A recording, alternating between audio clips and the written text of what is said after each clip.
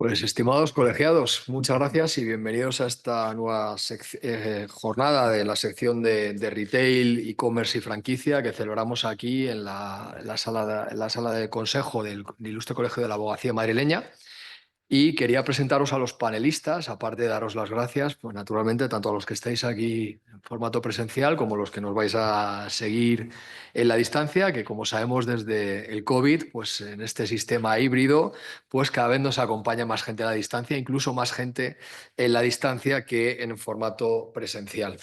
Vamos a abordar varias cuestiones y para ello tenemos perfiles muy diferentes que además compatibilizan tanto, en algún caso, la abogacía de asesoramiento de grandes operaciones con algunas de las dos principales firmas, como tenemos a una asesora jurídica de una empresa y a un híbrido que, igual que yo, está en la academia, en las relaciones institucionales y, naturalmente, también en el ejercicio libre de la abogacía, estas raras avis que nos dedicamos un poco a todo y a la vez a nada, ¿no? Pues en primer lugar quiero presentaros aquí a mano izquierda, bueno, a vuestra derecha, a Esther de Félix, socia de Cuatro Casas y una de las responsables de coordinación dentro del grupo del área de retail. Lógicamente, para esta jornada, nada mejor que contar con Esther, que además nos va a hablar de cuestiones que están próximas a entrar en vigor. Nos va a hablar por un lado de las MAC y por otro lado sobre el futuro de las acciones colectivas, que bueno, ya veremos en concreto en el sector de retail, o por lo menos cuando nos cuentes un poquito por encima, qué se puede prever. Por otro lado tenemos a Ana Fons, que hablará en segundo lugar. La diré, está a mi derecha, a vuestra izquierda en la pantalla, el tema del espejo, que es la responsable legal de la firma Pandora, que seguro que conocéis, con los maravillosos charms que todos conocemos y que mi hija está loca por ellos, y que nos va a hablar de la distribución selectiva y cómo desde la perspectiva de una empresa o desde una marca, pues bueno, los problemas que genera. Y además pensad que al final retail es distribución de cara al público minorista, consumidor y usuario final. Por tanto, tú que tienes la relación directa con el consumidor, pues lógicamente las distribuciones selectivas, también es cierto que si habláramos de franquicia nos podríamos meter, pues creo que son importantes. Vamos al área de compliance, al área de penal, con Javier Cuairán, que es socio de Phil Fisher, que lo he dicho correctamente, un despacho de tamaño medio, reconocido en los principales rankings y que nos va a hablar de el compliance y el cumplimiento normativo dentro de estas empresas de distribución minorista, y nos va a analizar distintos aspectos de compliance que al final, bueno, como sabéis, desde la famosa sentencia de la responsabilidad penal de las personas jurídicas, no hemos parado primero de pensar si esto tendría alguna trascendencia hasta al final, que prácticamente el compliance lo está tocando todo y cada vez vamos a más. Y finalmente, mi compañero de academia, Bruno Masoliver, que también está especializado en franquicias, profesor de la Universidad de Juan Carlos, abogado ejerciente, y que nos va a hablar de un tema muy, muy chulo que lo está preparando y que lo voy a dejar que lo cuente él al final, porque es una cosa. Además, Bruno es a veces políticamente incorrecto, entonces siempre, así que dejaré que sea él el que, en su caso, diga o no diga lo que tenga que decir antes de adelantar el tema, ¿vale? No lo quiero desvelar. Bueno, muchísimas gracias a todos los que habéis venido. Ah, Ignacio, sí. Ah, vale, sí. Y finalmente, en nombre y representación de Acotex, que es que conozco muy bien a Eduardo Vega, tenemos al vicepresidente de Acotex, que es la Asociación de Comerciantes del Textil de la Comunidad de Madrid, que representa algunas de las empresas más relevantes del sector textil.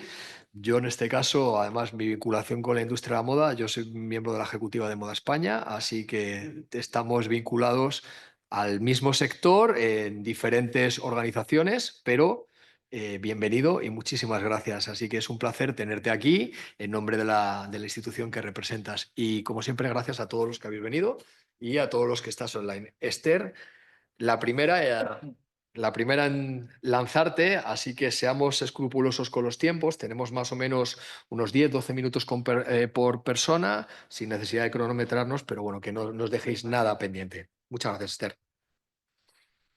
Pues muchas gracias, Enrique. Muchas gracias a todos los asistentes presenciales y online. Y es un placer pues estar en esta mesa con los distinguidos ponentes. Como decía Enrique, yo os voy a hablar de dos temas.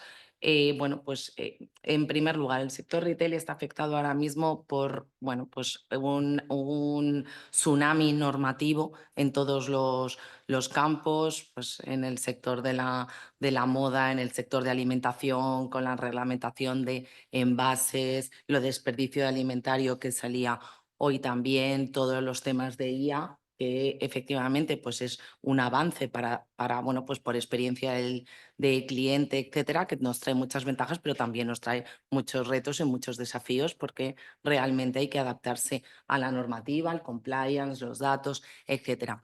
La ley de productos defectuosos también, que se tiene que aprobar, se tiene que transponer con la nueva directiva. Pero concretamente, pues hoy dentro de esta tsunami normativo, pues quería hablar de dos cuestiones concretas. Una que son los medios alternativos de solución de controversias que se aprobaron por la Ley Orgánica 1/2025 y que de hecho entran en vigor mañana. Es decir, hoy estábamos, pues llegaba corriendo porque hoy todos los abogados están presentando demandas antes, si no se han podido cumplir los MASC. Entonces, bueno, pues muy brevemente y luego también de las acciones colectivas, pero muy brevemente, efectivamente los medios alternativos de solución de controversias estaban ya previstos dentro de la ley de eficiencia procesal y eficiencia digital, pero no se aprobaron. Primero se aprobó la reforma de la casación, luego toda la eficiencia en el 2023, el Real Decreto Ley con las vistas telemáticas, los emplazamientos electrónicos a las empresas y se dejó de lado el tema de los MASC que se ha aprobado ahora y que, como decía, entra en vigor mañana.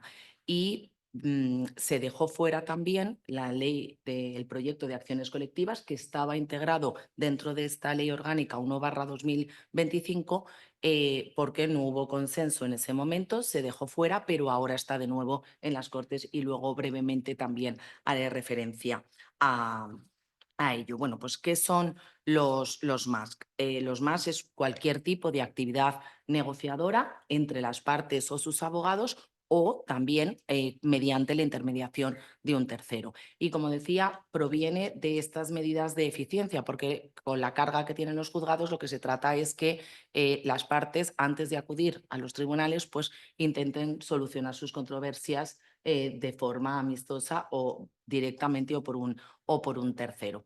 La cuestión es que ahora se constituye como un requisito de procedibilidad, es decir, para la admisión de la demanda es necesario, como todos sabéis, el haber probado que se ha intentado uno de estos medios alternativos de solución de controversias. Los medios, los sabéis, pues son pues, la mediación, que ya estaba regulada. Lo que pasa es que en nuestro derecho pues, nos ha costado ponerlo en práctica, la conciliación ante el secretario, ante el notario, ante el registrador, también la oferta vinculante, pero también cabe la negociación entre las partes o bien con sus abogados. Pero como decía, como va a ser un requisito de procedibilidad, tendrá que acreditarse que efectivamente se ha llevado a cabo cualquiera de estos tipos de negociaciones. Las materias incluidas es para todos los procedimientos civiles y mercantiles, es decir, queda fuera laboral, queda fuera penal, queda fuera concursal también, pero para el resto de materias civiles y mercantiles tendremos que acudir a los MASC. No son necesarios, bueno, para el procedimiento de ejecución, lógicamente no, porque ya proviene de un juicio declarativo, pero también pues, para las medidas cautelares cuando se presentan con la demanda, serán necesarios los MASC. Si son previas, se podrá evitar este requisito también respecto de las diligencias preliminares, pero en todo caso, luego, posteriormente, sí que se tendrá que acreditar. Como decía, se tiene que acreditar documentalmente. ¿Cómo? Pues si interviene un tercero será más sencillo porque se firma un documento por ese tercero. Si se ha llegado a un acuerdo, perfecto, porque no habrá procedimiento, pero si no ha sido posible el acuerdo, pues ese tercero independiente pues levantará un acta, un documento en el que se manifieste que las partes, sin desvelar el contenido, porque todo esto será confidencial y hará referencia muy brevemente, que se ha intentado una negociación de buena fe, pero que no ha sido posible, o uno de estos medios. Cuando sean las partes será un poco más, las partes o con sus abogados será un poco más complicado el acreditarlo, pero también pues establece, aquí entra el juego de la confidencialidad y la prueba de cómo acreditas que efectivamente ha sido un más. Pues el documento que lo acreditará, pues el típico burofax o tiene que dejar constancia en el que se ha intentado y luego pues la terminación por ambas partes, si se logra tener un documento firmado por ambas partes en el que se dice, oye, no ha sido posible el acuerdo, pues con esto bastará. O bien, pues los transcursos de los plazos, que normalmente pues eso, el plazo de un mes sin que haya tenido una respuesta o si se prolonga más allá de 3 meses. Como decía, y muy brevemente, confidencialidad. Todas las comunicaciones, excepto estos primeros, estos documentos para acreditar el procedimiento, son confidenciales. ¿Y cuál es la consecuencia? Hasta ahora nos regíamos por que bueno, pues podía los abogados tener un conflicto, un tema deontológico si se aportaba un email entre abogados, pero ahora esa prueba ya no va a ser lícita. No se permitirán aportar documentalmente las negociaciones entre las partes ni entre sus abogados. Esto también se reformó recientemente, bueno, se aprobó la ley de defensa en el que también se establece. Y tampoco se podrá declarar sobre los hechos que se han relacionado. También muy brevemente, esto tiene impacto en costas y además ahí se levanta la confidencialidad. ¿Cuál es nuestro régimen de costas? En el caso de vencimiento total, estimación íntegra o desestimación íntegra, las costas son para el que ha ganado íntegramente y en caso de desestimación, de estimación parcial, normalmente no hay costas, bueno, salvo algunos casos concretos. Bueno, pues con esto se modifica. Aquí se levanta la confidencialidad, es decir, se podrán aportar en un incidente, se podrán aportar los documentos porque, por ejemplo, si yo he ofrecido un acuerdo y la otra parte me lo ha denegado y coincide con lo que luego el juez dicta, esto puede, aunque haya sido una estimación parcial, sí que puede servir para que las costas se impongan, por ejemplo, a la parte contraria. Bueno, hemos hecho un repaso muy rápido, no sé cómo voy de tiempo, Vamos bien, Enrique. vamos. ¿Vamos bien? Perfecto. Bueno, em, simplemente ya para terminar, como respecto de los más, entran en vigor mañana, con lo cual todas las demandas que se presenten a partir de mañana tendrán que cumplir este requisito de procedibilidad. Es importante y esto porque al final dependerá también del criterio de los letrados de Administración de Justicia, en última instancia, por supuesto, del juez, el ver si se han cumplido estos requisitos. Entonces, es recomendable, están dictando pues criterios los distintos secretarios de justicia, será importante también seguir estos criterios.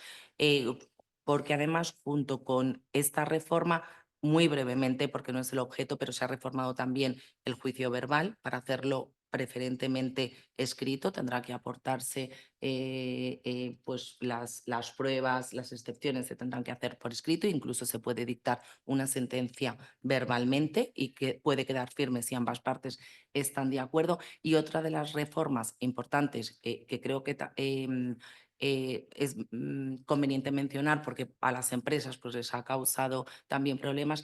En la anterior reforma de eficiencia se había establecido el emplazamiento en la sede electrónica de la empresa y si no directamente se iba a edictos. Pues ahora, con esta Ley Orgánica 1/2025, se ha vuelto a modificar y si no se logra emplazar en la dirección electrónica, tendrá que ser en el domicilio de la empresa. Y también junto con esto, lo que se ha reformado son los tribunales. Esto no nos afecta a nosotros, ni a las empresas ni a los abogados directamente, en el sentido porque se reformula la Administración de Justicia en cuanto a los tribunales. Ya no habrá pues X 17 tribunales mercantiles en Madrid, sino que será un único tribunal y también las oficinas judiciales. Por eso decía que será importante seguir esos criterios porque además ahora estarán más unificados.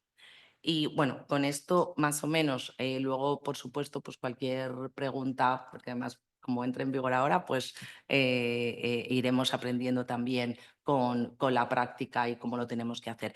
Y luego quería pues tratar muy brevemente el tema de las acciones colectivas. Como decía, estaba ya previsto hasta la fecha pues, las acciones colectivas, que sí que tenemos experiencia en España, fundamentalmente en el sector bancario, pero no es el boom que ha habido pues, en otros países, Estados Unidos, por supuesto, pero también más cercanos a nuestro entorno. Pero aquí la regulación pues, era muy dispersa, con escasa e incompleta, aunque se había ido pues, bueno, pues, completando con la jurisprudencia y con el hacer de los tribunales. Ahora sí que se va a regular un cuerpo completo normativo sobre las acciones colectivas, desde la certificación en el que se analizará pues, la homogeneidad y que se cumplan los requisitos para efectivamente que se pueda hacer una acción colectiva.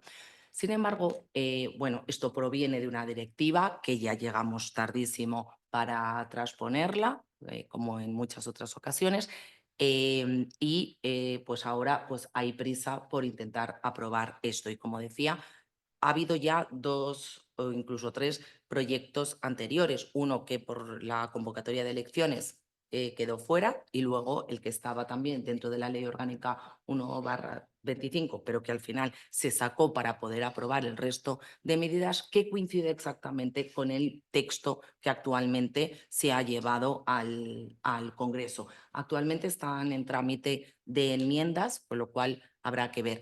Pero fundamentalmente, pues, ¿cuál ha sido la polémica? La directiva daba a los Estados miembros la posibilidad de elegir entre un sistema opt-out o opt-in. Bueno, el sistema que ha elegido el legislador español, por lo menos hasta el momento, lo que pasa es que ha levantado muchas críticas, es el sistema opt-out, que es que todos los consumidores estarían dentro de la acción, salvo que voluntariamente muestres tu voluntad de excluirte de la acción porque quieres plantear la acción individualmente, pues porque no te ha convencido, etcétera, etcétera. Salvo aquellos casos en los que el juez entienda, siempre que la cuantía por consumidor sea superior a 3.000 euros, y que el juez entienda que por las características de esa acción sea conveniente que sea un régimen de opt-in, que a diferencia del opt-out es que únicamente estarán involucrados aquellos consumidores que voluntariamente quieran estar dentro de la acción. Junto a esto también se regula, bueno, va a haber un liquidador, el régimen es muy parecido al sistema americano, va a haber un liquidador luego cuando haya una sentencia para repartir las cantidades, y se permite la financiación. Y la financiación pues no está completamente regulada, lo que se dice es que pues no tiene que haber conflicto de interés, que tendrá que analizar el juez. Pero el juego, y eso ya también es una opinión personal y bueno, fruto también pues de todas las enmiendas que se plantearon en su momento con los grupos parlamentarios, ahora están también en la tramitación, estamos también colaborando pues, a través de COE y distintas instituciones en este proyecto. ¿Y cuál ha sido o cuál es la crítica fundamental? Pues que España, pues su tradición y los países de nuestro entorno, como Francia, Alemania, Italia, han optado mayoritariamente por un sistema opt-in, y también con unos límites de la financiación. Si no se limita la financiación, pues el miedo o pues bueno, fruto de lo que estaban en las enmiendas es que entren los fondos de litigación y al final se beneficien estos fondos o despachos más que los propios consumidores. ¿Por qué? Porque al final la sentencia lo que se establece en la regulación es que establecerá un tanto alzado por consumidor. Es decir, aunque sea una cuantía de 200 euros por consumidor, pero como hablábamos, si resultan potencialmente afectados, salvo los que se hayan desvinculado de la acción, pues 1 millón de consumidores multiplicando por la cantidad es un riesgo muy grande para las empresas que tendrán que provisionar, etcétera, etcétera. Y luego, por la experiencia también pues, que hay en otros países, como incluso en Estados Unidos, cuando son cantidades pequeñas, los consumidores luego nos reclaman. Entonces, ¿cuándo va a cobrar el fondo y sobre qué va a cobrar el fondo? ¿Sobre la cuantía global? Pues al final, pues las críticas fundamentales provienen de este juego del sistema opt-out con el sistema de financiación libre, porque al final, bueno, pues eso puede cobrar antes despachos de abogados, fondos antes que realmente los consumidores. Creo que ya estoy en el tiempo, Tal cual. pero bueno, como es un tema muy apasionante, si queréis luego comentamos un Sí, poquito luego más sí en tenemos en detalle. la ronda de preguntas, lo vemos. Muchísimas gracias, Esther. Vamos a hablar de distribución selectiva y de cómo, desde la perspectiva que Ana nos puede ofrecer, que además sabemos que hay terceros que están vendiendo a través de canales y no necesariamente autorizados, pues desde la perspectiva de un abogado in-house, como es tu caso, Ana, y además desde la perspectiva que tienes de algo que es comercio minorista como es Pandora, pues nos puedes aportar, porque creo que sois involucrados en este tema y además lo sufrís. Así que, Ana, el colegio es tuyo. Muchas gracias, Enrique, por la invitación y al colegio por la oportunidad de poder compartir las ideas con esta estupenda mesa de ponentes.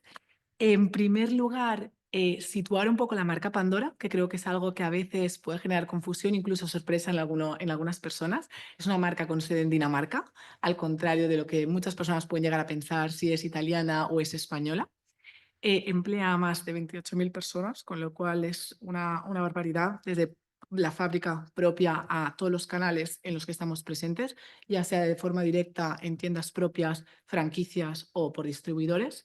Y un poco el modelo de negocio en algunos países, especialmente en España y Portugal, que son los que están dentro de mi campo de actuación, ha sido o ha entrado a tener un poquito más de necesidad normativa por cuanto a plantearnos la necesidad de implementar un modelo de distribución selectiva una vez hemos integrado estos mercados del anterior distribuidor.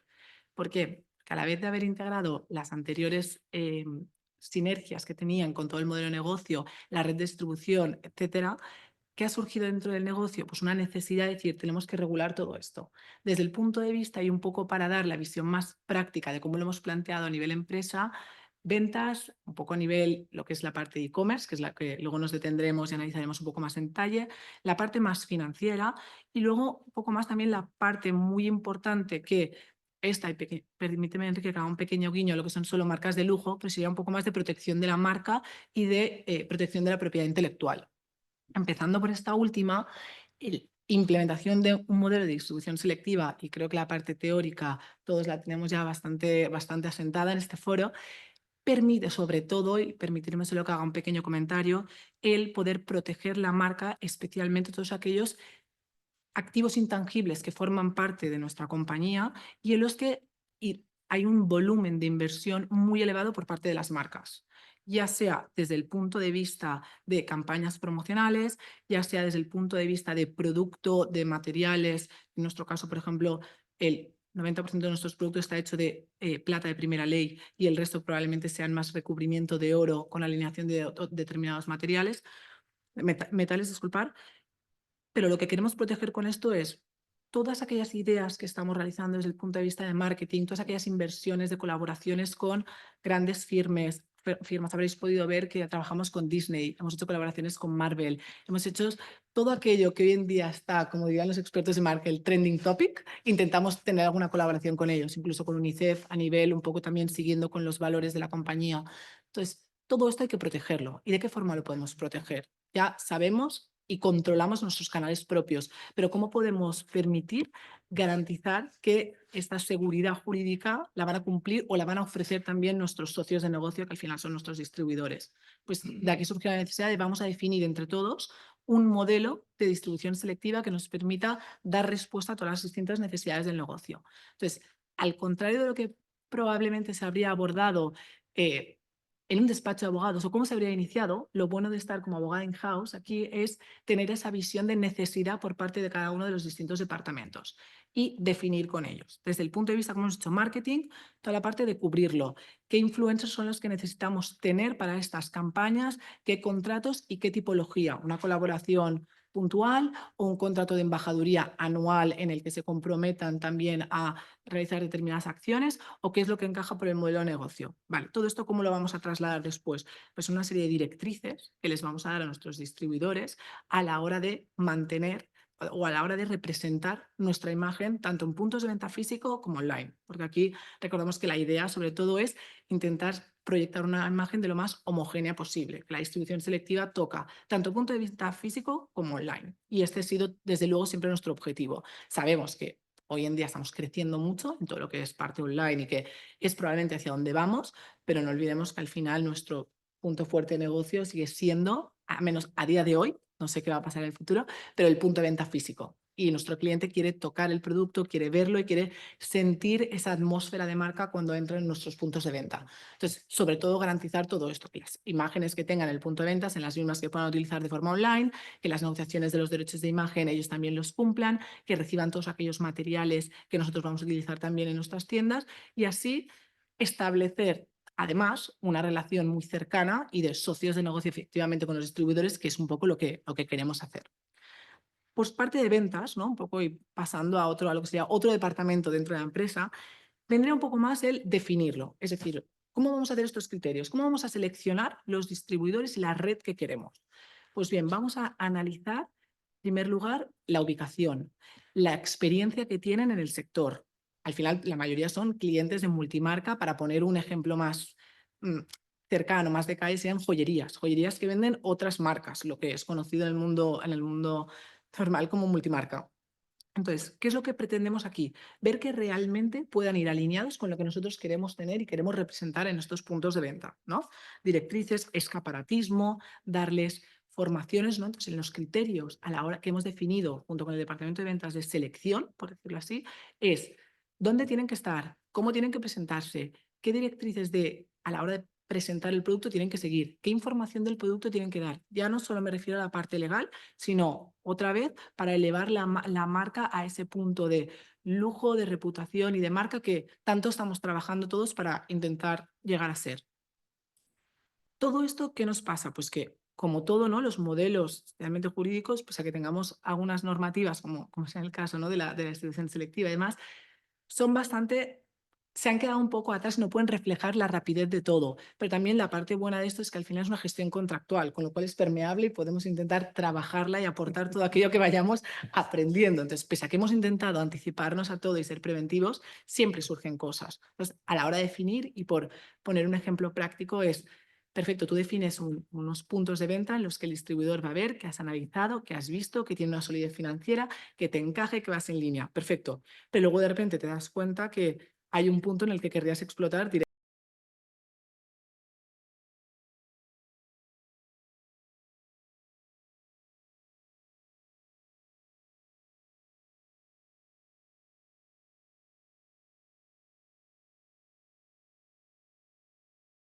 sentar también con el negocio y tener ese punto de vamos a definir juntos qué es lo que queremos hacer, igual no tiene sentido para ti, veamos en qué punto puedes esperarlo y hacer la típica adenda al contrato de distribución selectiva en el que podamos exceptuar, poder jugar. Pero creo que es también un poco el ir evolucionando juntos, ir creciendo juntos, ir definiendo esta regulación o este marco normativo de la forma más práctica posible que funcione para ambas partes. Por el punto de vista financiero, ya tocando como la tercera parte de lo que sería la empresa después de marketing, ventas. Financieramente, el primer criterio siempre es la solidez financiera, ver en qué punto está el cliente, qué antecedentes tienen con nosotros, ver qué capacidad y qué potencial tiene para poder definir la capacidad de producto que va a poder comprar y que va a poder representar, sobre todo en su punto de venta, porque al final tenemos distintas colecciones y para representar esta idea de marca de lujo, renombrada, etcétera, necesitamos que haya novedades, que hayan los que nosotros llamamos los bestsellers, ¿no? Que es que siempre funcionan y que sabes que el cliente va a entrar por la puerta preguntando por él, que también esté en aquella parte un poco más arriesgada de novedad representada en todo ello, pero hecho desde una perspectiva prudente y lo que decía antes, sobre todo de socios de negocio, no intentar vender por vender, porque al final todo aquello que intentes ahora apretar mucho más en una compra probablemente luego te va a venir en una morosidad. Entonces, intentar reducir así el riesgo de morosidad, intentando encajar y definir unos números en los que nos veamos cómodos. Además, y ya sea, sin querer entrar en este ámbito, ¿no? Pero también sin que esto impida alguna restricción a la libre competencia y que por querer poner más producto estés impidiendo que puedan tener producto también de la competencia, que al final es lo que se trata de un cliente multimarca. Con lo cual, elegir muy bien los números que puedan representar de acuerdo con el tamaño y también el apetito de riesgo que pueda tener el cliente y hacia dónde proyecte sus ventas. Todo esto y como última pata ya de lo que sería la parte más vertiente práctica de empresa, sería ya lo que decimos la guinda del pastel, que es la parte e-commerce. La parte e-commerce y como todo esto, ¿no? Algunos abogados pues decir, ¿es un mecanismo realmente para intentar poder frenar la venta de productos por terceros no autorizados? Depende. O sea, todos conocemos la sentencia Coty, todos conocemos determinados casos. Ahora recientemente también, que sí, Amazon, cómo lo podemos hacer, o marketplaces. Ver un poco el nivel. Al final, lo que nosotros decimos es, la libre competencia existe y desde luego probablemente todos los que estamos en esta mesa y online coinciden que es muy difícil explicarlo al negocio. Es muy difícil explicar que existe la libre competencia y que no es algo que por más riesgo que veamos podamos frenar o esté en nuestras manos. Lo que sí que podemos dar es herramientas para presentarnos como uno, intentar cambiar un poco el sentido del discurso y decir, junto con nuestros socios de negocio, todos jugamos en el mismo equipo. Y al final, la venta que no hagas en tu tienda propia te vendrá por una franquicia o te vendrá por un distribuidor, con lo cual vamos a darnos las herramientas para jugar el mismo juego, alinearnos y ver de qué forma podemos combatirlo. Entonces, ¿qué es lo que nosotros incorporamos en estos contratos de distribución selectiva? Pues como todos, ¿no? Pero unas directrices de uso online sobre cómo tienen que hacerlo y unas políticas de qué es lo que esperamos o qué es lo que os recomendamos a nivel imagen que tengáis para que vuestra página web genere un efecto de confianza en el cliente que le permita poder identificar al consumidor final claramente si es una página de un distribuidor de Pandora o si es de un tercero no autorizado. Ya habrán elementos muy significativos que claramente te van a identificar si es una falsificación o por dónde vienen. Ahí ya habrán pequeñas pistas como precios, etcétera. Pero el resto es, oye, proyectémonos al mercado de forma que, uno, demos una pista al consumidor y, por otro lado, estemos garantizando esta imagen que estamos trabajando todos juntos para representar la marca como tal. Con este punto, pues algunos ejemplos prácticos de lo que hacemos, pues utilización de misma gama de productos. Esto al final nos hemos dado cuenta que también testeando un poco al consumidor final es algo que les da confianza y que les permite poder entender que están comprando en una página web de un distribuidor o bien de Pandora, que las imágenes estén actualizadas, o sea, ya sin entrar en el mundo de infracción de derechos de propiedad intelectual y más ya cuando te pones en embajadurías con influencers y demás, ser muy conscientes y trasladarles también esta es la colaboración que tenemos para este año y estos son los materiales que tenéis. De otra forma, si tú intentas no dárselos, fácilmente van a intentar ir a tu página web. Hoy en día, pues, igual que lo comentaba Esther, ¿no? La tecnología también es un arma de doble filo, con lo cual también nos puede jugar en contra, ya que la disponibilidad de los productos que están online es muy amplia y poder coger un logo, hacer un copy-paste, poder coger una imagen es muy sencillo. Entonces, también démosles las herramientas para que se puedan descargar las cosas en alta calidad, para que lo puedan poner y para que representen también esta imagen que queremos dar al mercado. Formación a los equipos, lo que decíamos antes, tanto punto de venta físico como punto de venta online. No todo el mundo sabe gestionar una página web y parece que en las empresas somos muy expertos. Pues hay pequeñas cosas que podemos dar para mejorar e intentamos crear ese espacio en lo que se sientan cómodos de una pequeña guía con todo aquello que les recomendamos, aquellos puntos que a ellos les pueden permitir si están generar tráfico en sus puntos de venta y esto conversión, que permíteme el tecnicismo, ¿no? Que pueda parecer así de empresa, pero al final ver cuántas personas entran en su página web y cuántas ventas efectivas de esas visitas se producen después. Pues cómo pueden medir todo esto para que ellos también puedan sacar máxima rentabilidad a sus negocios. Pues, lo mismo, intentar ser uno y generar sinergias y conocimientos compartidos para que todo esto les conlleva al final una venta exitosa también por su parte. Con lo cual, el modelo de distribución selectiva, una vez ya implementado, asentado y después de ya casi 2 años desde que hicimos la implementación, puedo decir que solo ha aportado que beneficios por cuanto ha reforzado muchísimo la relación en nuestros socios de negocio y es algo que nos han trasladado en todo momento de sienten la marca cercana, lo cual al final acaba traduciéndose en más venta porque confían en nosotros y confían en que lo que hacemos es por su bien y que al final todos aquí jugamos en el mismo equipo. Por otro lado, a la vez que hemos hecho esto y hemos forjado esta relación de cercanía, hemos garantizado la calidad y la exclusividad de nuestra marca en cuanto a posicionamiento a nivel sobre todo también europeo, porque al igual que lo hemos hecho en España y en Portugal, este modelo también se ha implementado a lo largo del espacio económico europeo, vamos a ser puristas.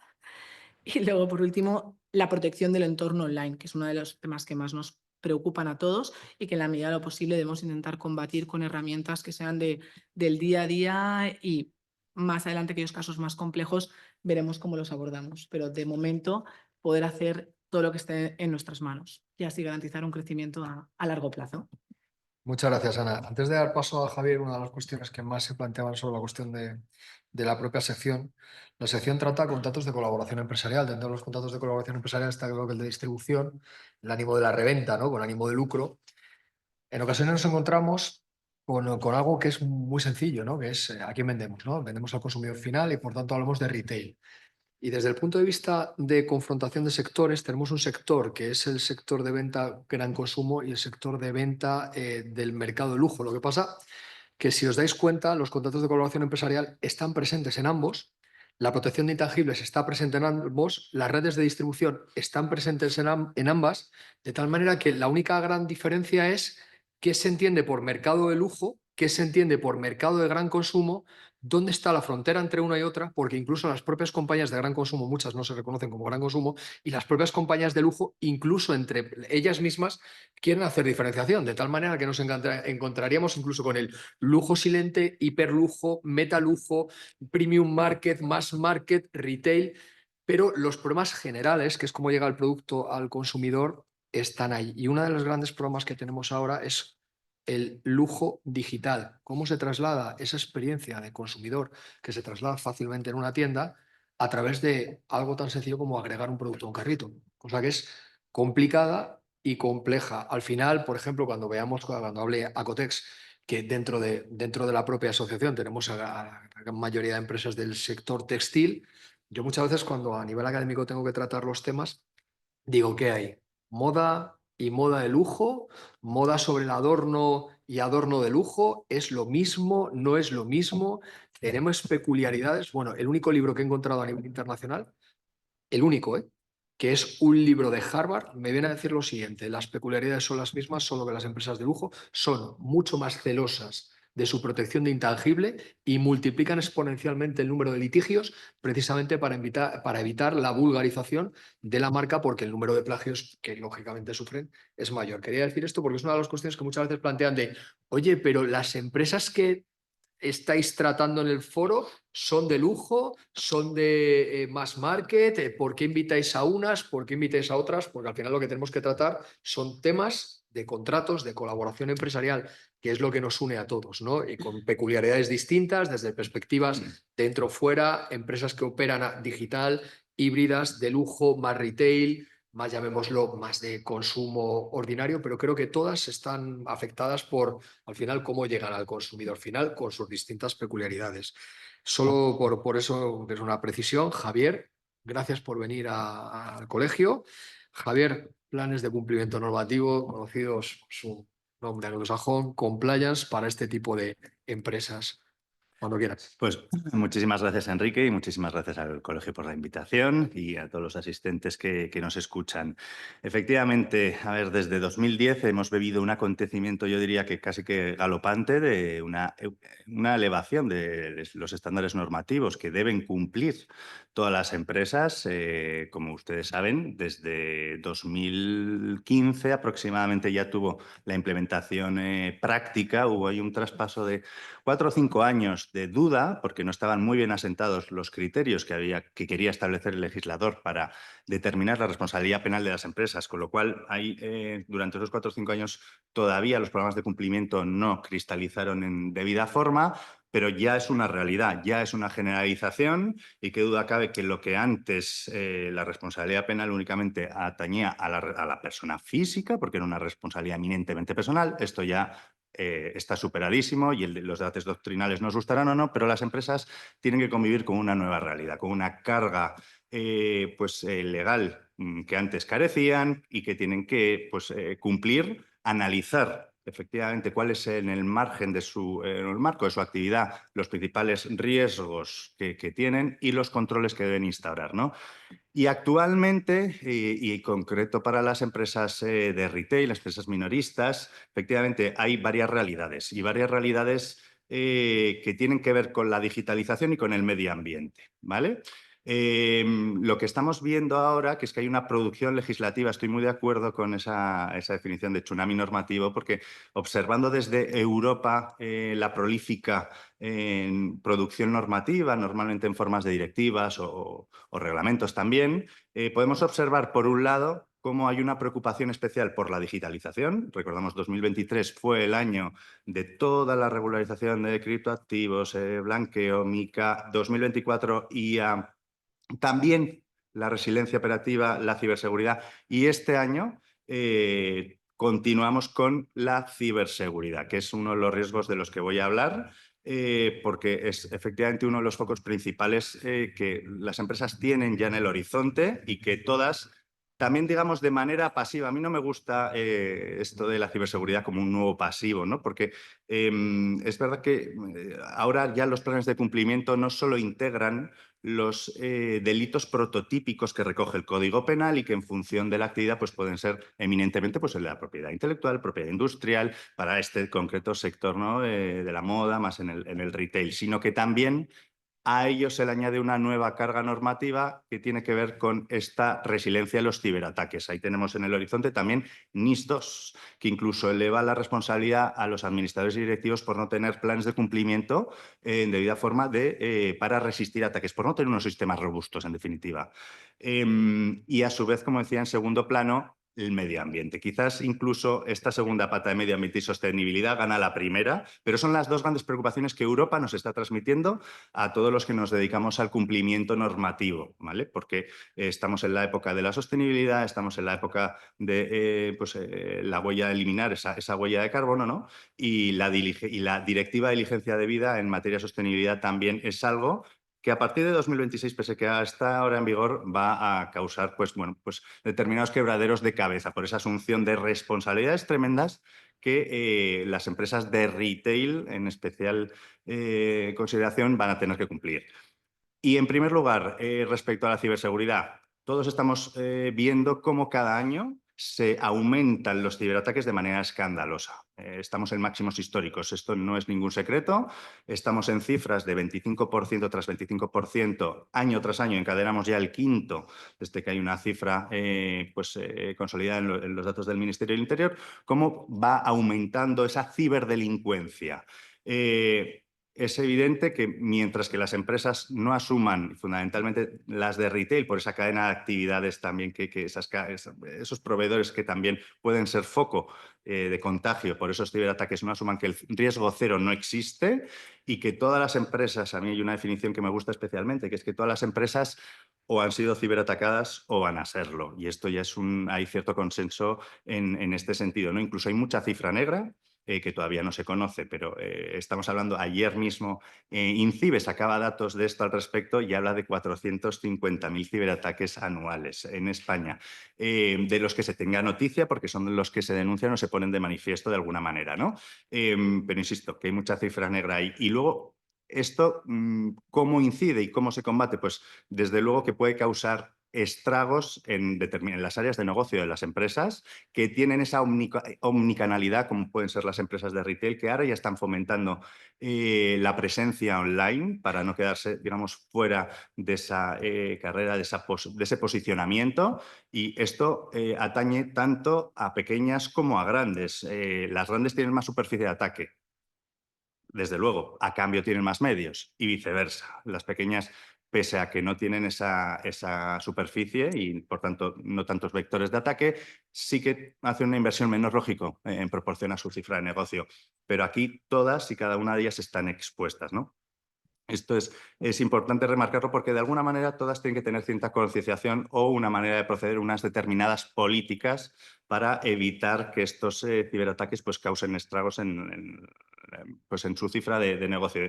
Decimos que aquí hay, dentro de la noticia negativa, de estas técnicas de phishing, de ingeniería social, de ransomware, de farming, estafas al CEO, que todos hemos conocido o bien directa o indirectamente, pero ya estamos familiarizadas en ellas. Hay una noticia positiva, que es que el 95% de estos ataques tienen su vector de entrada en el error humano. Es decir, la formación en el cumplimiento normativo para este concreto riesgo es básica. Por supuesto, tiene que ir híbrida, vamos, el binomio perfecto con la inversión en esos sistemas de información para robustecerlos, ¿no?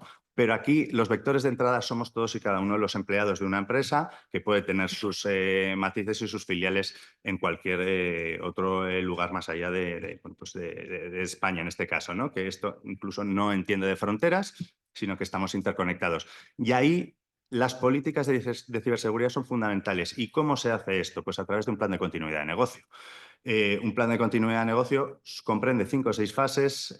La primera, en cuanto una empresa recibe un ciberataque, lo primero que tiene que hacer es contar con los forensic adecuados para que automáticamente desconecten y cautericen ese ataque, desconexión de medios digitales y identificación de la posible causa, por dónde ha venido, ¿no? Ese vector de entrada que comentábamos. Porque es verdad que aquí una empresa será tan fuerte en ciberseguridad como más débil sea su eslabón, esas formaciones periódicas a las que hacemos alusión y que ahora las empresas pues que están, digamos, en primer nivel o que ya las han sufrido, se programan periódicamente, ¿no? Y no pasando ya más de incluso los 6 meses, porque entienden que esto puede causar a nivel también impacto mediático, reputacional, pues no solo una pérdida de su cifra de negocio por la paralización de la actividad, sino también un impacto a su imagen, ¿no? Y ahí es donde entra en juego esta primera fase de cauterización para a continuación ver efectivamente si hay alguna filtración de datos, que esto es importante, y si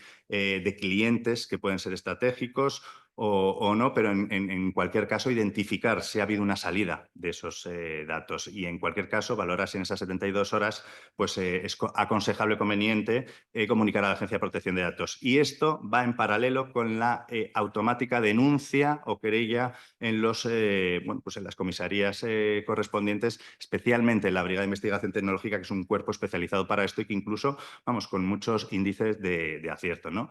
Y una vez esto, la respuesta, digamos, activa del primer día, que es realmente lo que se demanda, a partir de ahí formación, seguir en esta senda de ver qué es lo que ha sucedido de la mano de estos expertos técnicos y, bueno, intentar corregir a través, insisto, de esa formación, ¿no? Y esta es una de las grandes preocupaciones porque, insisto, ya Europa trata a los determinados sujetos obligados, que no vamos bueno, pues a relacionar porque bueno, es un catálogo muy amplio de empresas en función de la dedicación a la actividad a la que se dedica, ¿no? Pero obliga a tener estos sistemas de ciberseguridad robustos, unas determinadas políticas para que incluso los directivos no incurran en responsabilidad. Ojo, ya estamos responsabilizando a las capas altas por la dejación, esa deficiencia de controles que hacía referencia también el legislador de 2010, ¿no? En el Código Penal parece que Europa sigue en esa senda. Y por otro lado, esto con respecto a la ciberseguridad, por otro lado, no quería dejar de mencionar la Directiva de Diligencia de Vida, que ya ha entrado en vigor porque tiene un periodo de transposición de un par de años que, bueno, en 2026 ya será de aplicación efectiva. Y siempre Europa en su senda de dotar de cierto tiempo de aclimatación a las empresas, porque es que es un giro, yo diría que de 180. Hemos hablado de la cadena de actividades, hemos hablado de que nuestros proveedores son el principal foco también de males, no solo en cuestiones técnicas de ciberseguridad, sino de falta de cumplimiento, corrupción, etcétera, ¿no? De todas esas actividades delictivas que el Código Penal contempla. Pues bien, a partir del 26 de julio de 2026, a determinados sujetos obligados, que serán por encima las empresas que posean más de 1.000 trabajadores o 450 millones de euros de cifra de negocio, que es mucho, estarán obligadas ¿a qué? A vigilar la cadena de actividades, bueno, pues, los riesgos propios en materia de sostenibilidad, medio ambiente y derechos humanos, un poco pues que las relaciones laborales obedezcan a causas justas, etcétera, no solo a las propias empresas, sino a sus filiales, pero también a la cadena de actividades. Y esto quiere decir que de manera indirecta estamos todos obligados. Es decir, si un proveedor con independencia del tamaño que tenga, quiere poder contratar o prestar un servicio a estas grandes empresas sujetos obligados, ineludiblemente tendremos que estar alineados con las políticas de las grandes, porque si no, la responsabilidad será de la grande. Y se establecen sanciones pues, al estilo Europa de un X%, en este caso un 5%, según su cifra de negocio anual que no beneficio, si no cumplen con estas, proveedores que no cumplen con estas políticas, ¿no?, bidireccionales. ¿Y esto cómo se traduce en la práctica? Pues que al final incluso Europa obliga a las grandes a dotar de recursos financieros a sus proveedores por si estos no lo tuvieran para cumplir y alinearse con estas políticas. Es un alcance normativo brutal, hay un afán expansivo y puntivo tremendo sobre esto, porque ya hemos pasado de la teoría, efectivamente, del vigilarnos unos a los otros para que todo vaya bien, a la práctica, y Europa va en este sentido. Entonces, qué duda cabe que esta es una de las principales tareas que bueno, dará mucho que hablar en los próximos meses, ¿no? Y que ya está, me consta, sufriendo quebradores de cabeza entre los compliance officers, etcétera, y los consejos de administración. Y luego, por último, pues efectivamente quería tocar una breve alusión a la ley de inteligencia artificial, que no podía pasar desapercibida. Efectivamente, la omnicanalidad, las distribuciones, los marketplaces, la distribución online, en definitiva, pues se sirve de la inteligencia artificial, tiene una cara, es una herramienta superlativa que incluso ayuda a la customización de los perfiles para vender ad hoc, lo cual es algo pues, maravilloso y fantástico para las empresas, pero también tiene una cara menos amable. Efectivamente, aparte de la sofisticación de los ciberataques, hay que cumplir con el reglamento de inteligencia artificial, bueno, pues según la actividad que se dedique. En principio, pues parece ser que solo hay unas obligaciones de mera transparencia, porque como saben, el reglamento de inteligencia artificial está basado en un enfoque al riesgo. Si somos una empresa B2C, pues al final, bueno, pues con únicamente unas meras obligaciones de transparencia sería suficiente, pero cuidado que hay otra serie de actividades que pueden conllevar pues unas obligaciones normativas todavía mayores, ¿no? Y es una norma de mínimos, pero que también asusta de momento. Muchísimas gracias. Muchas gracias, Javier. Me has dejado parcialmente preocupado por la parte de los proveedores. Aquí hemos tenido en su momento, tuvimos a la patronal de los supermercados que nos dijo que una pequeña tienda de ultramarinos en Madrid tiene que cumplir con 4.500 normativas. Es absolutamente inviable para el negocio, porque yo entiendo que una gran cadena sí que puede tener su departamento legal, incluso puede contratar despachos especializados, pero una pequeña tienda que tiene que cumplir con 4.500 normas y no tiene capacidad ni para tener recursos dentro, ni para subcontratarlos, es un problema al negocio. Y Europa, creo que lejos de intentar favorecer el mercado abierto y la constitución de empresas, lo está hiperregulando.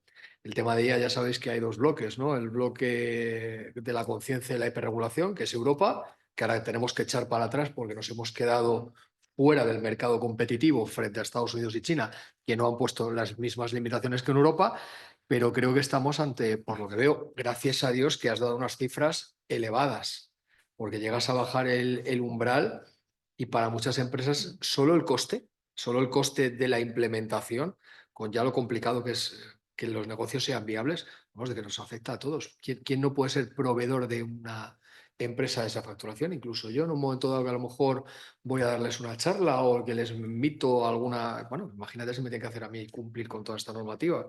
Marketplace, Bruno, costes hundidos. Adelante, o sea, estamos hablando ya de los marketplaces, pues bueno, ya lo dejó él, que estaba en la última parte hablando del comercio digital, antes de que Ignacio cierre el turno de intervenciones. Pues Bruno, vamos a la parte digital, así que cuando quieras. Bueno, pues muchas gracias. Gracias por la invitación y por compartir en la mesa con tan ilustres e informados compañeros. Desde luego, a mí me habéis dejado asustado. tiene mucha gracia porque no nos hemos coordinado y curiosamente hemos hablado de temas interconectados así, pero doy fe que no hemos hablado entre nosotros ni nos han coordinado un hilo conductor. Yo no conozco ningún tsunami que traiga buenas cosas. Y además soy un defensor puro y absoluto de la libertad de negocio. O sea, estoy absolutamente en contra de la hiperregulación. Cuando tú dices que las grandes compañías tienen que marcar las políticas hacia los proveedores, ¿qué políticas? ¿Quién determina qué política es la buena y cuál es la mala? Ya me asusta. O sea, 1984 es un juego de niños en comparación con el camino al que nos quieren llevar estos descerebrados. Absolutamente. O sea, me parece que es una invasión de la libre empresa, de la libre competencia y, por supuesto, de la individualidad humana asombrosa. Pero es que además la siguiente que han comentado es un ataque contra nuestra actividad diaria profesional como abogados. O sea, yo a mis alumnos todos los días, todos los primeros días de clase, el cuatrimestre, les explico en qué consiste nuestro trabajo. Y nuestro trabajo es convencer. Convencer al cliente de que nos contrate. Convencer al contrario de que tenemos razón. Convencer al del departamento de turno de que no le estamos poniendo palos en la rueda cuando le decimos que en este contrato hay que incluir tal cláusula que dice aquello de más allá. Entonces, nos pasamos el día convenciendo. Desde luego, quien piense que vivir de poner pleitos hoy en día es un buen negocio, como profesional, tiene una vida profesional muy corta o va a acabar muy frustrado. Pero que encima ya hemos perdido el factor sorpresa de que mientras estás con uno, le estás preparando la demanda que le has presentado y que todavía no le han proveído, ya hemos perdido ese factor. O sea, ya encima desnaturalizamos la actividad que nos da de comer. Y además, eso lo que me resulta más sonrojante es que encima lo llamen de efectividad, ¿cómo es? De mayor efectividad, ¿no? No, para la eficiencia. No, de la eficiencia. La eficiencia, claro. Dramático. O sea, ponemos una demanda hoy en día, a mí tardan 4 meses solo en repartirla y proveerla. Ya no te hablo de obtener una sentencia. Si encima ya tenemos que poner de acuerdo a todas las salas de las audiencias provinciales, apaga y vámonos. O sea, me habéis dejado completamente muerto. Pero bueno, yo vengo a hablar, en el lado contrario, vengo a hablar de los problemas que se están detectando en las ventas de las grandes plataformas o de las pequeñas empresas o grandes empresas, porque pocas empresas, desde luego, utilizan los 3 modelos colaborativos de tienda propia, franquicia y distribución selectiva con tanto acierto como lo hace Pandora, por cierto, porque me conozco muy bien el sector y desde luego lo implementan con mucho tino, porque además lo basan en esa idea fundamental del modelo colaborativo. Tú ganas, yo gano, y yo gano gracias a que tú ganas. Por lo tanto, es el único sistema de que eso funcione. Todas las franquicias que han fracasado cuando han querido ganar más dinero el franquiciador que el franquiciado. Eso lo sabemos muy bien, ¿verdad, Enrique? Pero, ¿qué estamos o qué he visto yo recientemente? Y además voy a comentar un caso práctico de una clienta mía que no llevé yo el asunto, pero he visto las consecuencias de eso. Y fue el problema de los marketplaces y luego cómo afectan las políticas de devolución. Porque al final es verdad que estamos viviendo una época de generalización, de que podemos vender a cualquier parte del mundo desde un almacén, un garaje, no sé dónde, pero la realidad es que no vendemos en las mismas condiciones. Entonces, uno de los grandes problemas que yo he visto y que se empieza a generalizar, insisto, es, tú dices, bueno, yo pequeña empresa, y el caso que voy a contar es una clienta que tenía puso en marcha un proyecto de venta de complementos femeninos, calzado femenino, que lo canalizó a través de una gran empresa de distribución española, no voy a decir el nombre evidentemente, y que como consecuencia de las políticas de devoluciones, de los problemas logísticos que hubo derivados de esas políticas de devoluciones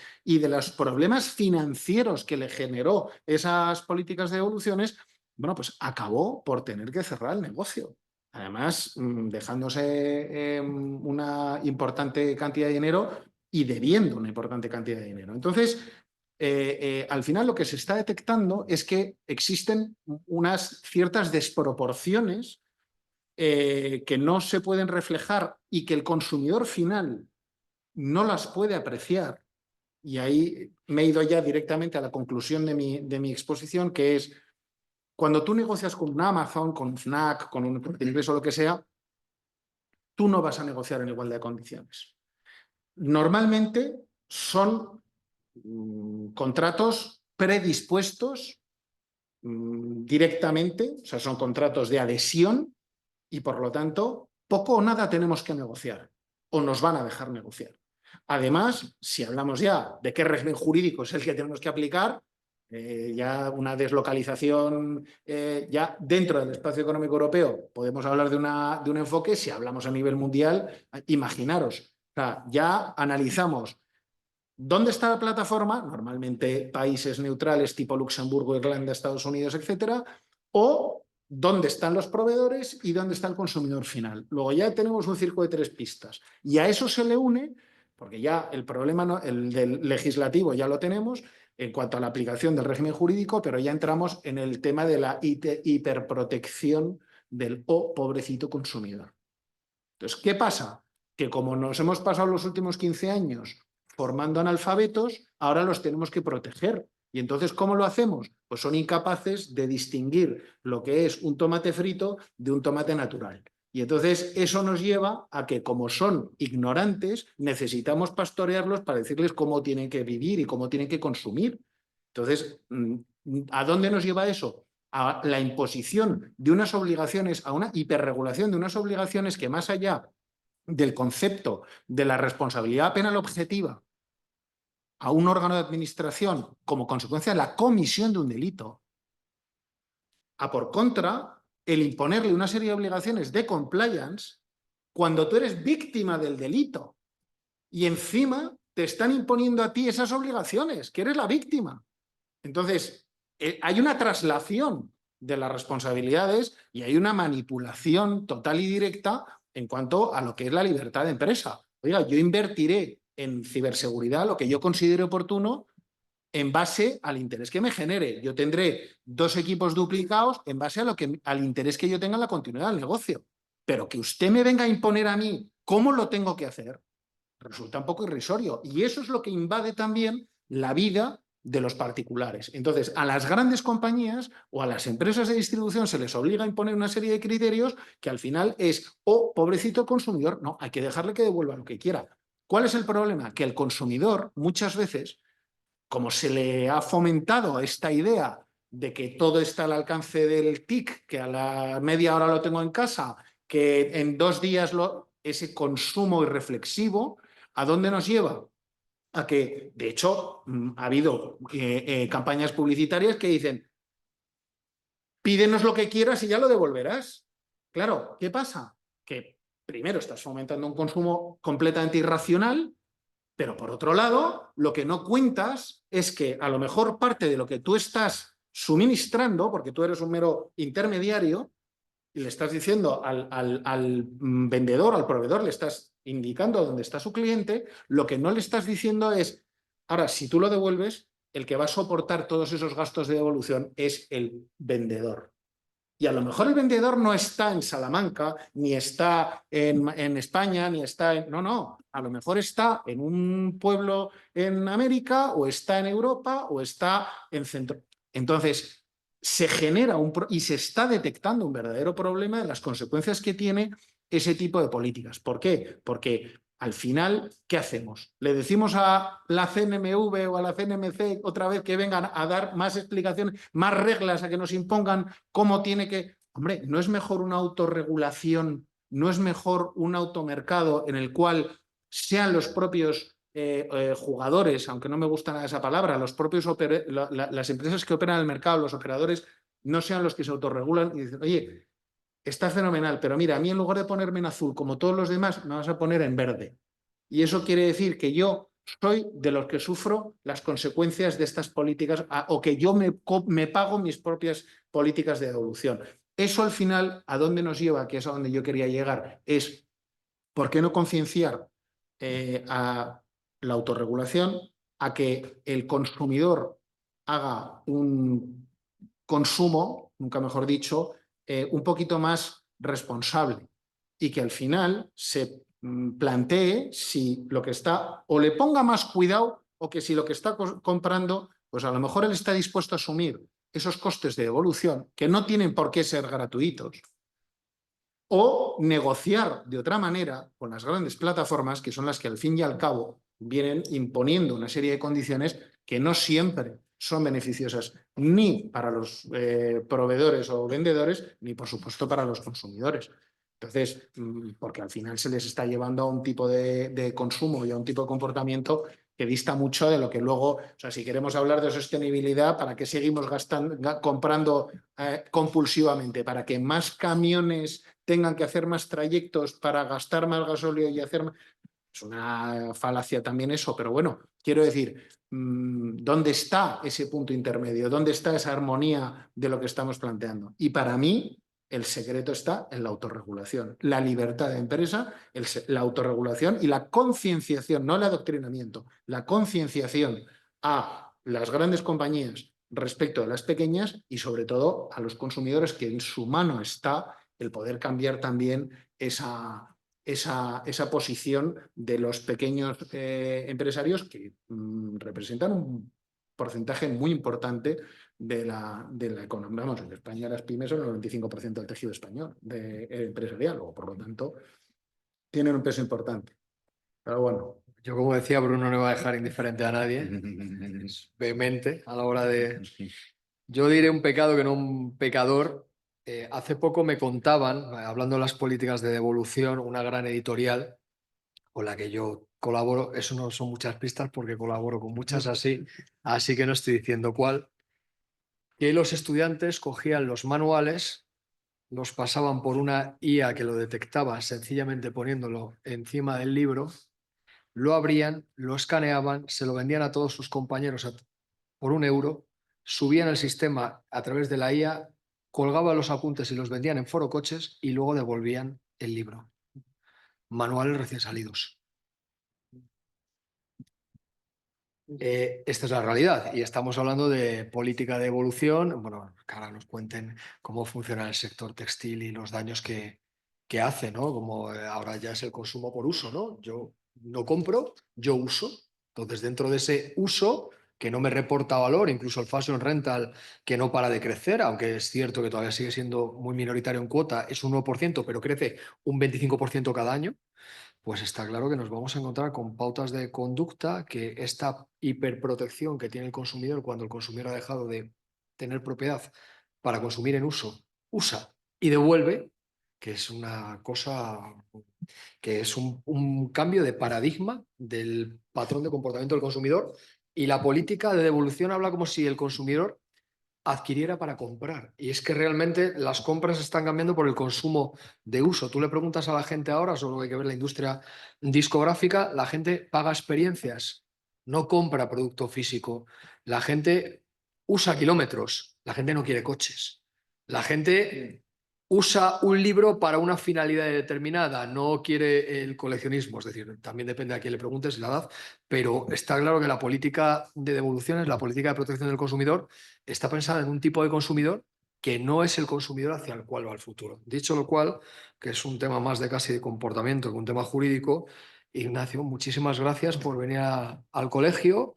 En este caso, pues la Asociación de Comerciantes del Textil y de los Complementos de la Comunidad de Madrid, con la que yo tengo muy buena relación a través de vuestro director general, pues bienvenidos al colegio porque tenéis muchas cosas que contar, porque agrupáis a los retailers del comercio, de la comunidad. Gracias. Muchas gracias y bueno, aunque mi intención era hablar de otras cosas de las que pienso hablar, no quiero dejar de apostillar la intervención de Bruno, porque efectivamente el tema de las devoluciones en el comercio electrónico está sencillamente acabando con el comercio electrónico de las pequeñas empresas. Es decir, nosotros tenemos cuantificado en Acotex, y simplemente dejo el dato, que el pequeño comercio que vende a través de Internet, son todavía cifras pequeñas, pero bueno, empiezan a ser cada día más relevantes, tiene un 60% de devoluciones, es decir, más de la mitad.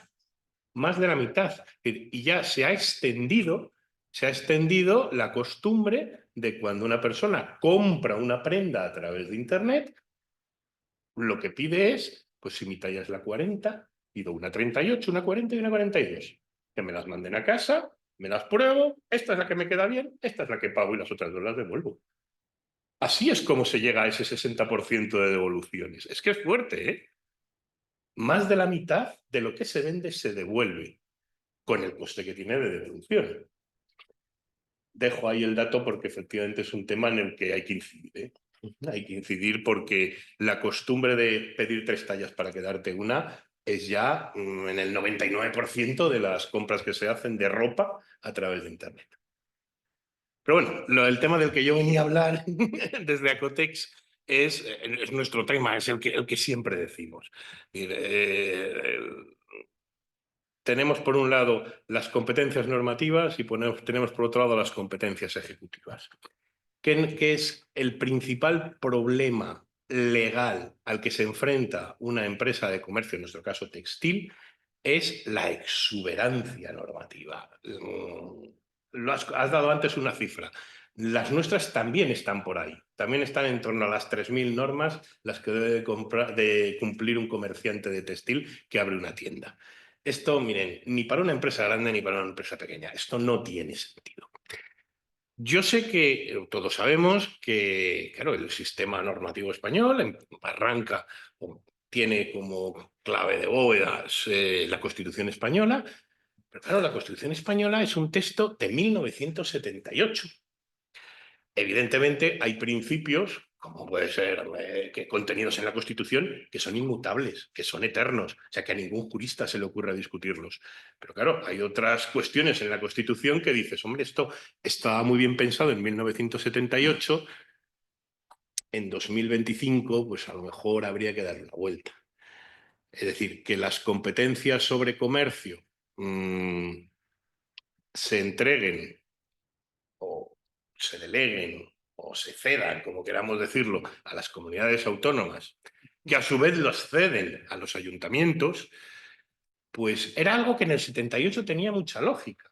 Es decir, yo empecé a trabajar en el 92, también es un año importante, porque es el año de la exposición en el Mundial en Sevilla, es el año de las Olimpiadas en Barcelona, es el año que de verdad es el pistoletazo de salida para la economía española que se abre al mundo. Ahí y a partir de ahí es donde empiezan a conocernos, empiezan a llegar las grandes empresas a España y también las empresas españolas empiezan a salir. Es decir, en el 1978, cuando se escribe la Constitución, bueno, empresas que hoy en día nos pueden ser familiares como el grupo Inditex, Zara, como el grupo Mango, no existían, directamente no existían. En el 92, cuando España se empieza a abrir, Zara abre su primera tienda en Madrid. Es que parece que hay empresas que llevan aquí toda la vida y dicen que no llevan aquí toda la vida, que esto es... En ese año 92 en el que yo empiezo a trabajar, voy a dejar algún dato, el comercio textil, su distribución, las cuotas de mercado que existían en aquel entonces, en el año 1992, eran 15%, es decir, sobre cifra de ventas, ¿vale? Estoy hablando de cuota de mercado. 15% grandes superficies. En aquel entonces, el Corte Inglés, Galerías Preciados, un poquito, porque empezaban entonces los hipermercados, pero bueno, 15%.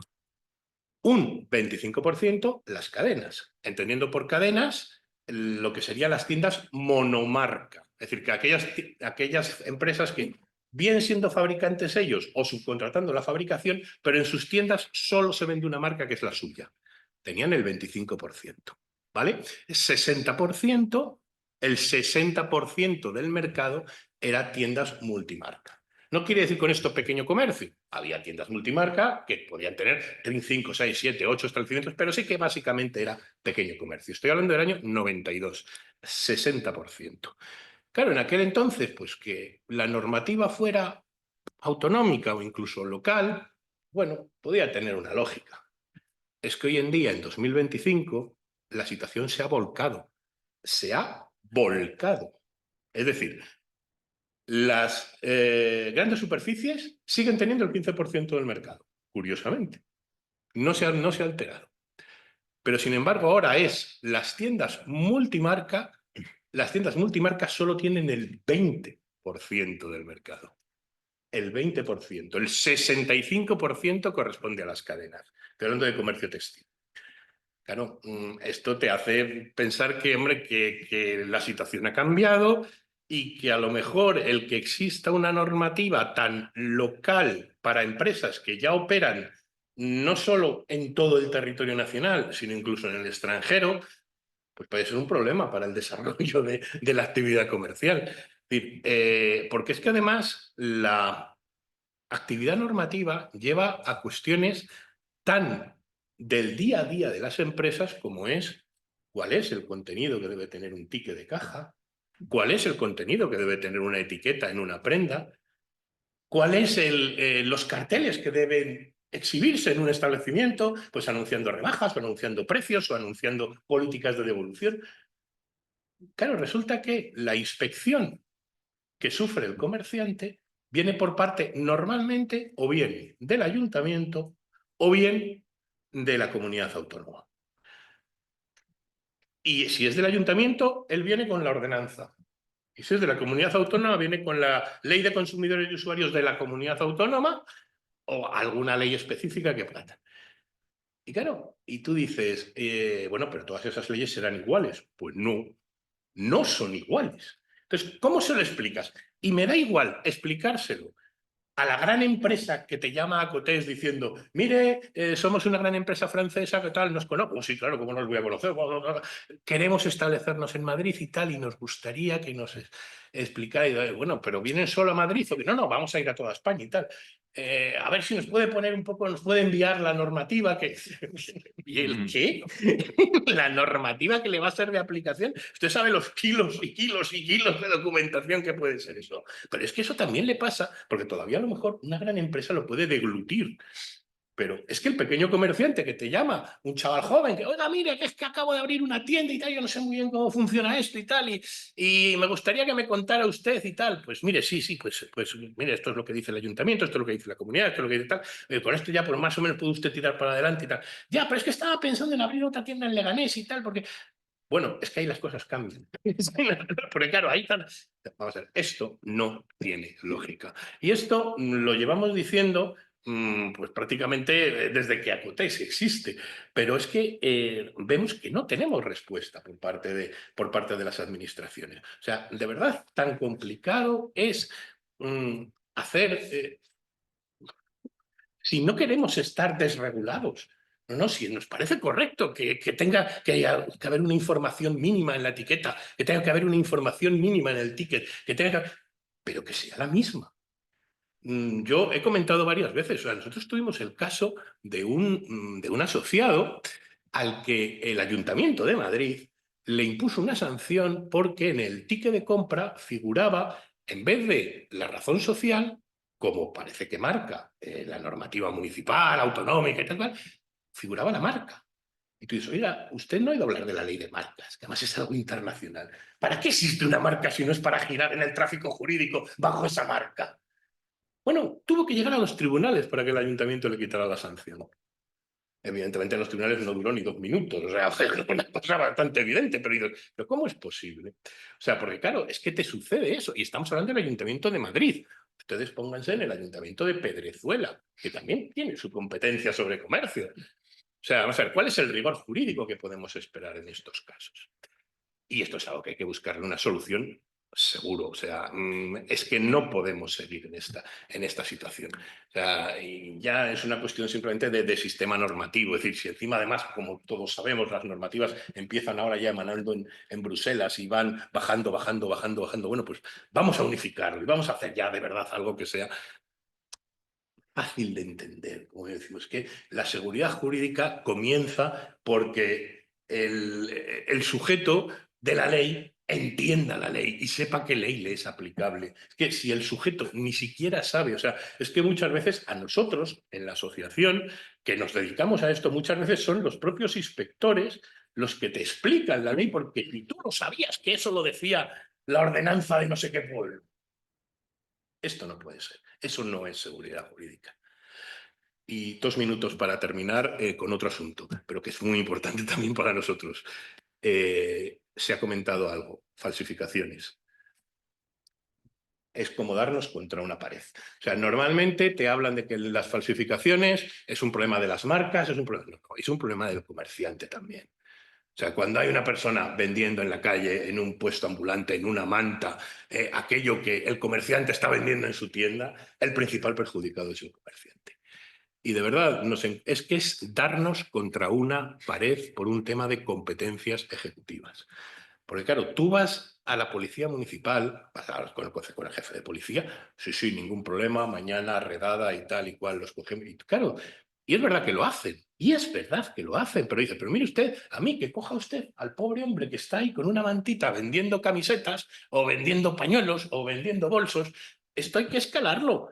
Hay que ver quién está suministrando estos bolsos, dónde están esos bolsos almacenados, quién los ha transportado desde el puerto de Valencia, desde el puerto de Algeciras, desde el puerto de Barcelona, quién está recepcionando en esos puertos los contenedores. Es que nosotros somos policía municipal. Nosotros, más allá de la M40, no. Y esto, bueno, ¿y quién me lo puede solucionar? No, eso, Policía Nacional o Guardia Civil. Allá que nos vamos.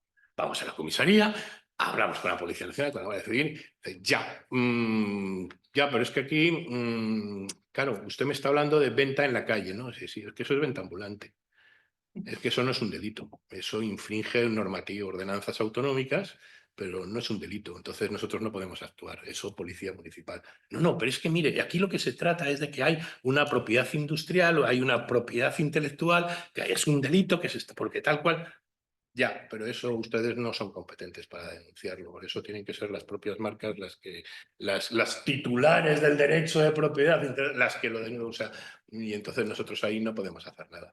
Entonces dicen, bueno, vamos a ver, ¿cómo que no podemos hacer nada? Ni los unos ni los otros. O sea, a la hora de ponernos normativas encima, llega el ayuntamiento, llega la comunidad, llega el Estado, llega la Comunidad Europea y todos te ponen normas encima. A la hora de exigir el cumplimiento de esa normativa, al revés, yo no soy competente.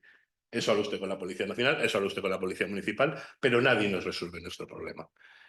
Y esa es una realidad. Y además, desgraciadamente, cada vez más el comercio de falsificaciones va en aumento, no va en disminución, va en aumento.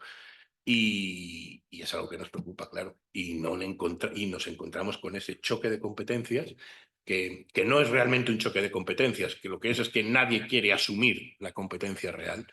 Y la verdad que no sabemos cómo salir de este atolladero. Y si alguno de los oyentes nos puede dar alguna solución, porque de verdad que es un tema que nos está teniendo muy preocupados.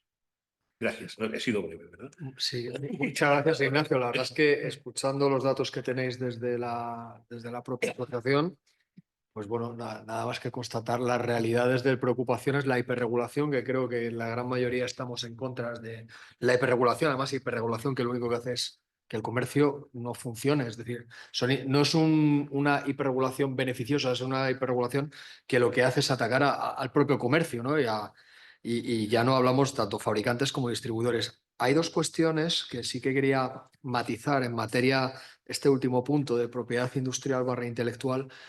Javier, que como buen penalista lo sabrá, en los delitos contra la propiedad industrial e intelectual metieron los delitos de básicamente llegan a esta, ¿no? Lo que le llaman la bagatela en la venta ambulante, de tal manera que son sustituidos atendiendo a la escasa cuantía y a la razón del delincuente, que hace que se nutran de la parte más débil del sistema, que son ciudadanos en situación irregular, que difícilmente pueden hacer frente ni a las sanciones ni a las medidas de localización, y que es una puerta detrás de otra, detrás de otra. Por otro lado, hablas del comercio. Es que no existen medios, la mayor parte del comercio es transporte marítimo. Ahora se abre 1 de cada 1000 contenedores porque se basa en la confianza de las cartas de porte. Entonces, teniendo en cuenta que lo que se vigila son las cartas de porte, apenas se revise. Si abrieran los contenedores, probablemente nos llevaremos la sorpresa de que saldría incluso gente dentro de los contenedores cerrados, porque la gran mayoría del tráfico y naturalmente las falsificaciones entran por vía marítima, porque es prácticamente todo el comercio mundial. Y en tercer lugar, respecto de las falsificaciones, uno de los grandes problemas, por más que haya regulación, es el propio consumidor. Es que el consumidor, como la alternativa siempre es cero, tú le preguntas a... Yo desgraciadamente no te puedo hablar del tema textil porque no tengo una tienda, pero sí tengo más o menos una media de unos 2.000 estudiantes al cuatrimestre, que son 4.000 al año. O sea que sí tengo acceso a la gente joven. Y la gente joven me dice lo siguiente: Enrique, ¿el cine es caro? No, el cine no es caro, es que la alternativa es pagar 0 € para ti. Da igual lo que hagan las salas, da igual lo que te pongan ventilación, que te pongan 4K, que te pongan 8K. Es que para ti la alternativa siempre es 0 €. Entonces estás compitiendo contra cero. No, es que las camisetas licenciadas de una marca deportiva son caras. No es que sean caras, es que para ti la alternativa es pagar 5 veces menos. Entonces, no es un tema, es un tema de concienciación del consumidor, pero el consumidor, lejos de valorar la creatividad, la originalidad, y además saber que esto lo único que hace es frenar el comercio, frenar la creatividad, frenar que la gente quiera escribir, crear, diseñar, porque va a llegar un momento en el que no sea rentable, salvo para 4.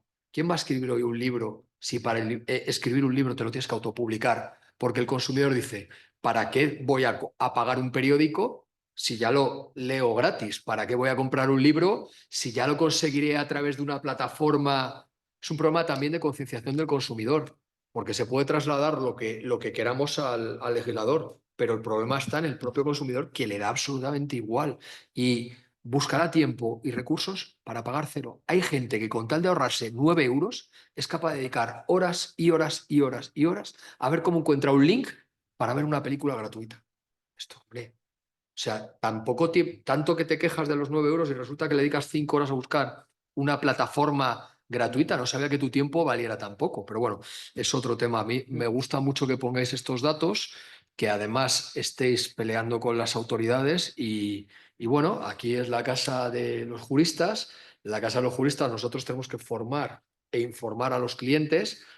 Dicen que la profesión de abogado nunca paramos de formarnos. Está claro que ¿cómo no vamos a parar de formarnos si no paran de darnos normativa? Es que yo creo que incluso para las firmas grandes que tenemos aquí es absolutamente complicadísimo estar al día. Es que no te has formado en una cosa, y bueno, ya en fiscal, ya esto sí que tiene que ser otra materia, pero no te has formado en una y es que ya te la están cambiando. Dices tú, pero espera, dame un poco de respiro, que todavía no he llegado a penetrar en la propia norma. Que algunas te las cambian que vuelven al paso anterior. O sea, se han dado cuenta de que han legislado mal y vuelven al paso anterior. Pero al hilo de lo que estoy diciendo, yo he visto caer, yo asesoraba a las empresas de distribución de cinematografía en España. Yo he visto caer el mercado del DVD, desaparecer como consecuencia de la piratería. Aquello era inmanejable. ¿Por qué? Porque efectivamente llegaban y lo fusilaban todo. Y la gente no tenía ningún tipo de miramiento ni por los artistas, ni por la creatividad, ni por nada. La música casi desapareció. O sea, fue iTunes quien salvó el modelo de poder comprar una canción. Si no, se hubiera destruido también el mercado. Y al final, cuando tú tienes políticos responsables que defienden que un señor esté vendiendo bolsos en la Gran Vía y a coste de 0 de empresa, y el que está en la tienda justo detrás tiene que pagar alquiler, luz, seguros sociales, etcétera, impuestos, tasas municipales para vender el mismo producto, el original, y nadie hace nada. Pues así, evidentemente, responsabilidad de los consumidores y de los políticos que legislan como legislan. Pues finalmente, y antes de dar paso a las preguntas que si hubiera, tanto los presentes como los que estáis en casa, Bruno, no puedo sino sumarme. Siempre los costes, es que como la alternativa sigue siendo 0, hace poco me decían, no, la industria de la música tiene que reinventarse, ¿no? Si ahora están en los conciertos, pero es que ya el consumidor está diciendo, es que los conciertos son muy caros. Es que para la experiencia que me reportan deberían ser más baratos. Ya es que lo siguiente es que tú vayas a un concierto y te den un mando en función de la utilidad que te ha reportado y digas, este concierto me ha gustado, este lo pago. Este concierto no me ha gustado, he perdido el tiempo. Me deberían además indemnizar por haber estado aquí. Si tú le preguntas al consumidor, como todo es un reporte de utilidad, no, esto no me ha reportado utilidad, así que me paguen. Claro, es que lo siguiente ya es que los cantantes, ¿qué tienen que hacer? Los cantantes, los editores, los creadores, el comercio, ¿no? Yo me llevo una prenda, pero oiga, es que no me favorece. He ido, no me siento guapo, no me siento guapa, esta noche nadie me ha dado un piropo, así que me deberían devolver el dinero de la compra. O sea, es que vamos a llegar a un momento en el que probablemente este tipo de tonterías se planteen. Bueno, de hecho ya los estudios de mercado y a nivel sociológico ya están plantándonos lo de la economía colaborativa y el uso. Perdona, como chascarrillo para rematar esto que estabas diciendo precisamente del comportamiento del consumidor. Esto visto por mí mismo en la calle, yo trabajo en una tienda, en una pequeña tienda y lo veo. Es triste cuando se instalan los manteros y llega la policía y a veces pues pueden recoger y marcharse y a veces tienen que salir corriendo, se les caen las prendas, los bolsos, los discos, los tal cual. Cómo el público se abalanza sobre esa mercancía que se ha quedado al suelo y se la llevan. Y luego ves al pobre mantero intentando recuperar su mercancía de la gente que se la ha cogido y se la ha llevado con todas sus... O sea, en lugar de decir, oye, esto es mercancía tal, aquí está la policía, que lo recoja la policía o lo voy a recoger para entregarse a la policía. No, la gente lo coge y se lo lleva sin el más mínimo cargo de conciencia. Para apostillar lo que hacías comentado antes sobre el comportamiento del consumidor. Muchas gracias. No sé si queréis hacer algún comentario, alguna pregunta, alguna cuestión que nos haya llegado a través de los asistentes online. Y si no, pues bueno, en nombre del colegio, de la sección, daros las gracias a todos los que nos habéis seguido, los que nos seguiréis posteriormente a través de los canales, naturalmente a los ponentes. El colegio no sería nada sin vuestras intervenciones y muchísimas gracias. Así que por vuestras aportaciones, vuestras riquezas, vuestros temas y por formar e informar a los abogados. Muchísimas gracias. Muchas Muchas gracias.